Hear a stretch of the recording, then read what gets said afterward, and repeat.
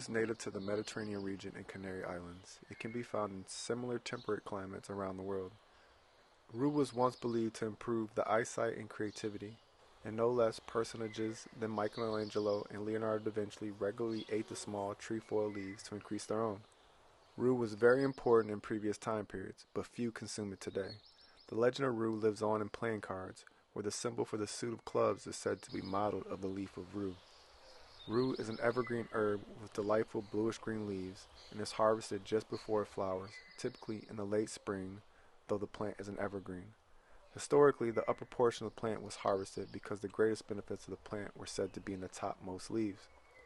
Companions for rue are roses, fruit trees, in particular figs, raspberries, and lavender.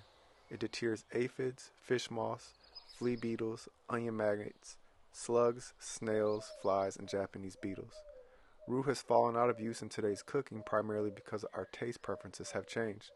Occasionally you'll find rue used in Italian dishes, mostly among old Italian families that have passed down recipes. It is most commonly used today in Ethiopia as both a cooking herb and addition to coffee. Presently, rue is used in several different religious rituals, specifically in the Afro-Brazilian cults.